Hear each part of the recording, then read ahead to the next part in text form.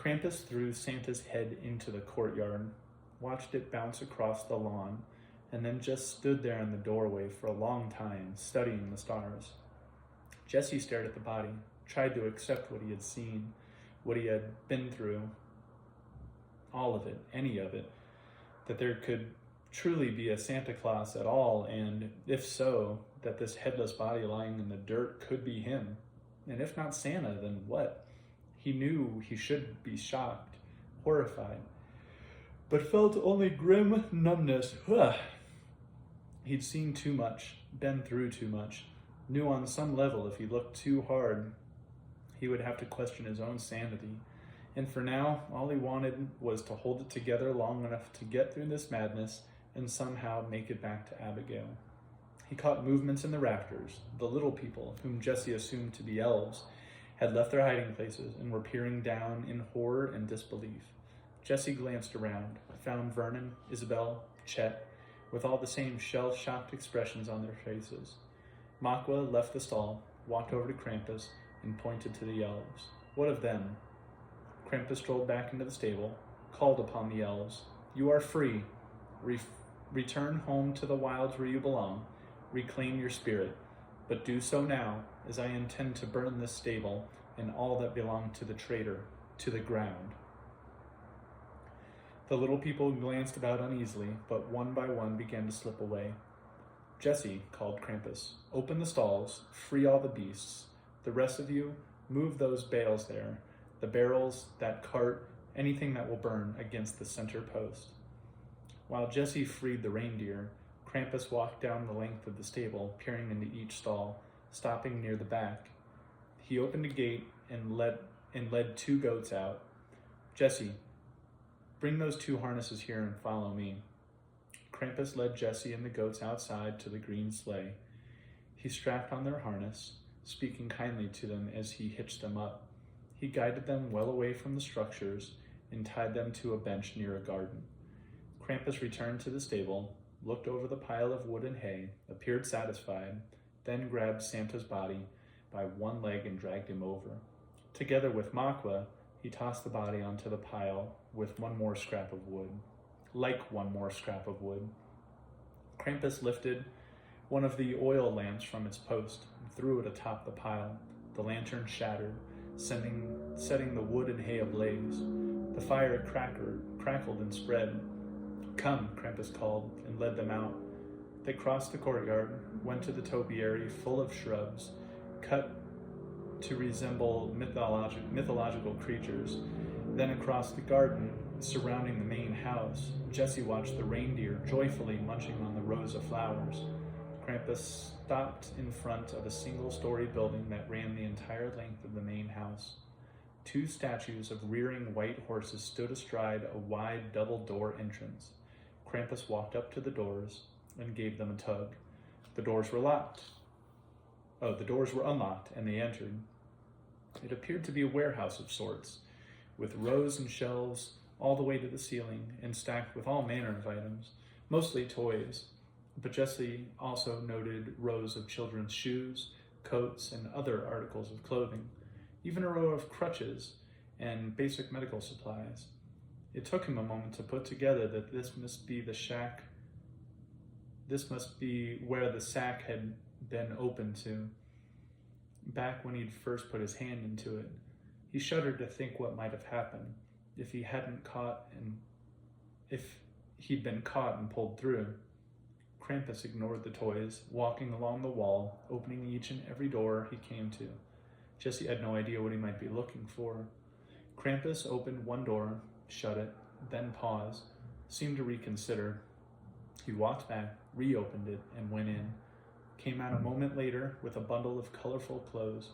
He tossed them onto the floor and brought out more. Shirts, pants, jackets, boots, all of them, all made from fine leathers and fabrics, in deep emerald greens, golden ochres, and dark crimson reds.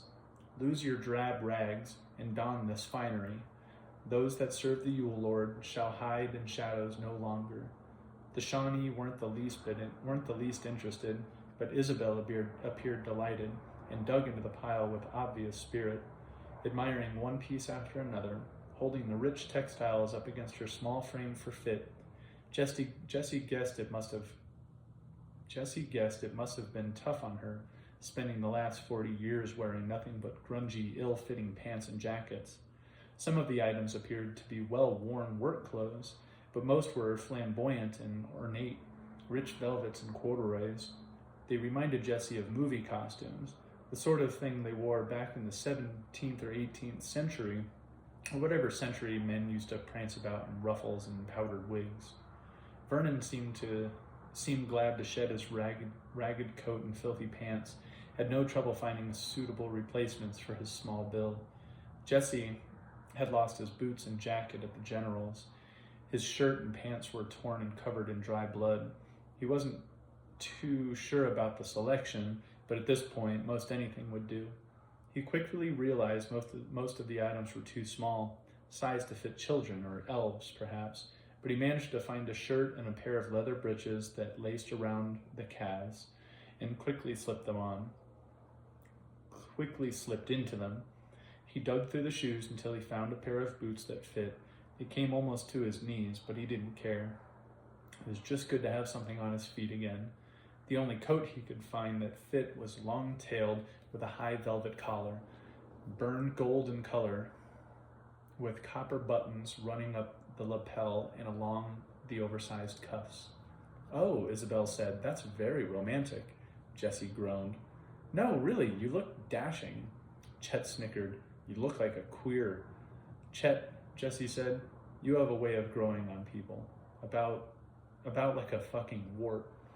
Isabel ended up in a fancy turquoise velvet long coat, the sort of thing a pirate might wear. Jessie felt her panda cat gave her costume that last needed touch of lunacy. Krampus picked up a lavender crushed velvet coat and swirling gold trim, something that wouldn't have been right at home in any glam rock band. Oh my gosh. Krampus picked up a lavender crushed velvet coat with swirling gold trim, something that would have been right at home in any glam rock band. "This one is simply splendid," he said, and held it out to Makwa. "Do you not agree?" Makwa crossed his arms over his chest and looked in the other direction.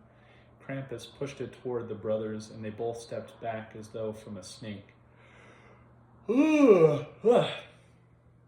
Chet snickered, and Krampus's eyes fell on him. He held the lavender coat out to Chet. Chet shook his head. "Oh, hell no, I ain't wearing that." "Put it on. It is a command." "Fuck," Chet said, and he did as he was told, making a face like he'd been made to eat mothballs. Jessie snorted, and Chet locked eyes on him. "Say something, you little twat," Chet growled. "Go on. I'll break your fucking jaw. See if I don't." Jessie blew him a kiss. Chet's lip curled, and he started toward Jessie, murder in his eyes. "Stop," Krampus commanded. "This is not the place." Chet halted, glaring at Jessie. Jessie gave him the finger and groaned. Chet's face turned red, looked fit to burst. Krampus found a red ribbon and tied his long hair back out of his eyes and inspected his bell snickles. He nodded and smiled. "Yes, elegant, dashing. As servants of the Yule Lord you look. As servants of the Yule Lord should look." From where Jessie stood, he couldn't figure how they could have possibly looked any more ridiculous. Krampus continued down the building until they came to an archway consisting of a door of solid iron. Krampus twisted the handle and gave it a shove. The heavy door slid inward, revealing a short hallway that emptied into darkness. "Fetch me a lantern," Krampus said. Isabel pushed past, hit a switch on the wall, and the hall and all the room beyond flooded with light. She smiled at Krampus. "Some things have changed for the better." Krampus examined the switch, flipped it off and on a couple of times. "Perhaps." The short hall opened into a large oval room with a beamed cathedral ceiling. They entered. Jessie glanced around and immediately thought of a mad scientist's laboratory.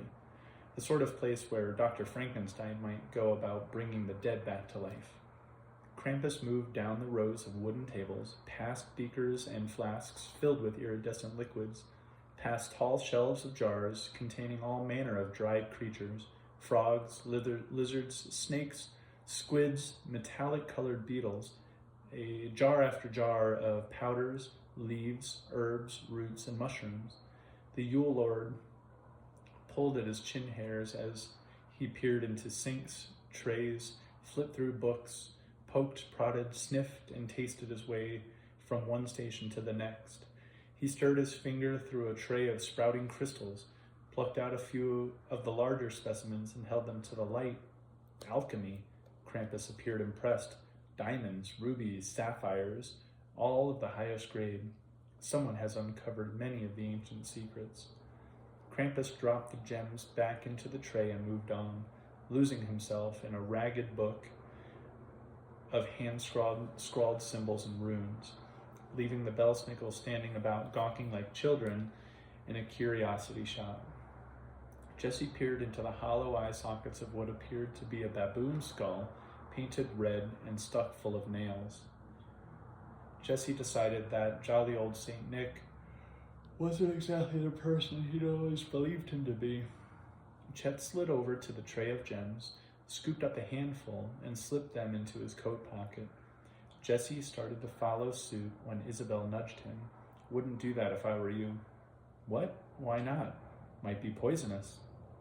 Jesse took a closer look at the dusty gems, bit his lip, and started to take a few away when Krampus slapped the book shut with a loud clap. Jesse jumped and snatched his hand back from the tray.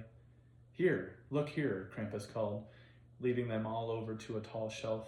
The Yule Lord hefted a cotton sack about the size of a bag of sugar, untied the sash, and scooped out a handful of brown grit, letting the fine grain sift through his fingers and back into the sack.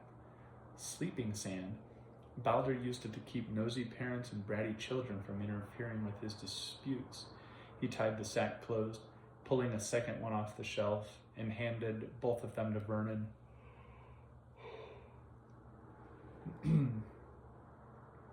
Carry these. Be sure not to get them near your face, or you might be in for a long nap. Vernon looked even less pleased than usual. And here, look here. See this? Krampus plucked a key ring off the hook. 6 keys of various sizes and shapes hung from the ring. Skeleton keys, Krampus said, delighted. They can open almost any lock. They were mine, a gift from Loki. They are mine again. He looked closer. Interesting. He examined the smaller, more modern-looking designs. There are 3 new ones. Jesse, come here. Jesse did as he was bidden. You shall be my key bearer. The Yule Lord slipped the keys into Jesse's coat pocket and gave them a pat. Seems dear old Saint Nick was not sliding down chimneys after all. Krampus stopped. His face grew stern. He walked over to a table upon which sat a goat skull, its horns cut off at the base. The horns and what must be its bones, fur, and hooves were stacked beside it, all cleaned and dried. Next to them stood a device with a large crank. It reminded Jesse of a sausage grinder. Krampus gave it a crank, and chunks of finely ground gray matter fell from the bottom into a waiting bowl. He pinched the grounds and put them to his nose. This is dark magic, Krampus growled, his face grave. These bones were those of a Yule goat. So few remain, and now we have one less. Nothing more to dear Santa Claus than ingredients for his potions. The Yule goats were beasts of the gods, and flew of their own magic. He has butchered them for that magic. I suspect it is from this that his flamboyant display of flying reindeer have come. Krampus snatched up a large flask and hurled it across the room, crashing into the wall of jars, startling them all. It is not enough that you stole my traditions, he cried, distorted them for your own selfish design. Now you twist the very life, murder the very soul of Yule itself for your own glory. His voice dropped, little more than a whisper. There is so precious little magic left in this world, so little. Why must your ambitions come at such a cost? He picked up another flask and threw it after the other. He picked up another flask and threw it after the first. Another and another. Blood, bones, and death. That is the truth behind Santa's Christmas magic. The jars shattered, crashed to the floor. The ingredients spilled and mixed together, sizzling and bubbling. Flames bloomed, and spread. Noxious smells and fumes of colorful gas began to curl upward into the rafters. I am done with this depravity. The world is done, Krampus shouted, and led them from the room, down the long rows of toys, and back out into the night. All is not lost. There is still time to undo his great injury. Time for me to bring back Yuletide, to spread its magic and heal Mother Earth. He grinned, his teeth set into a grimace, eyes afire. Time to help mankind find its spirit and remember whence it came. Yuletide shall reign once again, and I, the Yule Lord, shall lead the way. They crossed through the garden and into the courtyard, back to where the 2 Yule goats stood tied. The stables were now completely engulfed in fire. Giant flames leapt skyward, bathing the entire compound in an orange glow. They stood and watched the cinders spin and dance about them. "Beast, you shall burn in hell," came a sharp cry from beyond them. Jesse started, spun around. They all did, and found 6 women standing within the wide arch leading into the topiary garden. 5 of them were dressed in flowing white gowns, young, plump women with long hair and full, curvy figures. They watched the flames, tears streaming down their faces. The 6th one was not crying. She stood in front, whip thin, hard of face and mouth drawn. Impossible to gauge her age, but something in her eyes made it plain that she was older, much older. She wore a full-length dress of dark crimson trimmed in gold swirling snakes, and her wavy white hair flowed down past her hips, billowing about her. "And who might you be?" Vernon asked. Isabel shrugged. "Oh, and who might that be?" Vernon asked. Isabel shrugged.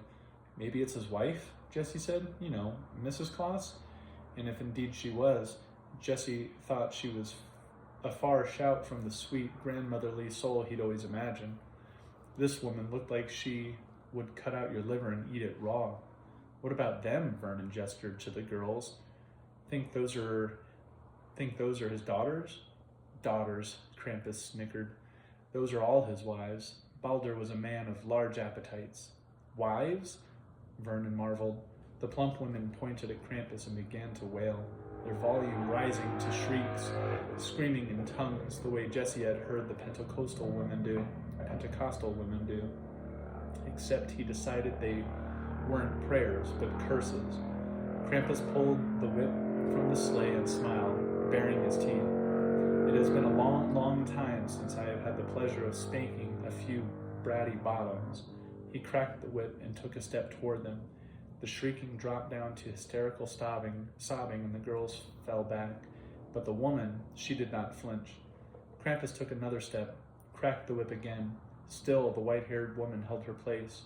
She raised an accusing finger. "Beast, you dare sully these grounds with your foulness? Bring murder to this house? Santa Claus is the beloved son of the gods, cherished for his grace and selflessness, a noble knight of charity, a celebrated stalwart of poppycock." "It is truth," she cried. "You saw his warehouse, not just toys, but shoes, clothes, basic necessities for those without. He toiled every day into the late hours to make Christmas more than just a festival, but a magical time of hope. He traveled the globe, spreading charity in the wish that his example would inspire people to be kind to one another, that this kindness would spread, would elevate their souls." She appeared to grow taller. Jesse realized she was floating, looking down at them with glaring, glowing eyes. The snake designs in her dress came to life, began to hiss, swirling about her, snapping at them with dripping fangs. Jesse fell back. "Santa Claus spreads hope," she hissed. Her voice came as the snakes echoing about the grounds. Santa Claus spreads hope," she hissed. her voice the same as the snake's, echoing about the grounds.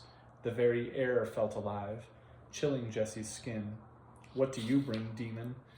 You wallow in flesh and debauchery, demand tribute and sacrifice in your name. Death and blood is all you know. Krampus snapped the whip, catching her across the neck. Enough of your deceit. Jessie blinked, and the snakes were just designs once more. The woman firmly on the ground, clutching her hand to her cheek. I have seen enough of this charity this night, Krampus growled.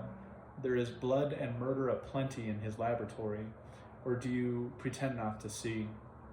Her eyes burned. Everything comes with a cost, as you are soon to find out. God will not sit back and allow such a wicked deed to go unpunished. Krampus laughed. Baldur is dead. It is the end of it.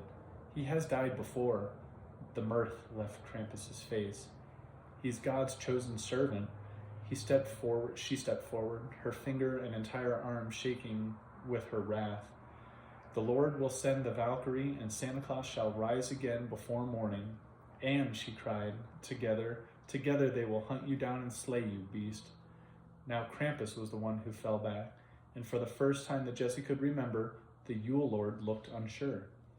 The woman spun about and stormed away, the girls trailing in her wake. Krampus stared after her until she disappeared from sight. This place is full of wickedness. The warehouse now burned as well, the flames spreading toward the main house. Jessie and the other Belsnickles batting the raining embers from their clothes and hair. Krampus appeared in a trance. We should go, Isabel urged. Do you think? She touched Krampus upon the arm. Yes, Krampus said. Just one last thing. He walked rapidly out into the courtyard, stooped and retrieved something off the ground. He returned, carrying Santa's head in one hand, the spear in the other. He will never return as long as I possess these.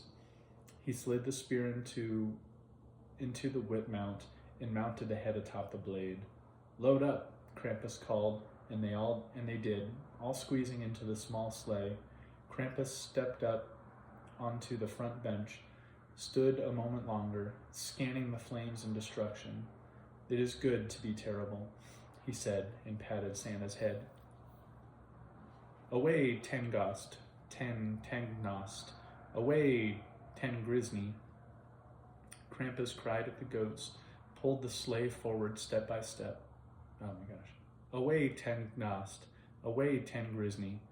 Krampus cried, and the goats pulled the sleigh forward step by step. And all at once, Jessie realized they were climbing skyward. He clutched tightly to the rail as the sleigh rose above the flames. They circled the inferno once and then headed out over the sea, the wind buffeting the small craft as the Yule goats picked up speed. They skimmed along the waves, heading west. The bright moonlight glistened off the white caps below. It is Yuletide, Krampus bellowed. It is time for the world to celebrate the return of the Yule Lord. He set back his head and laughed as they chased the night across the Atlantic.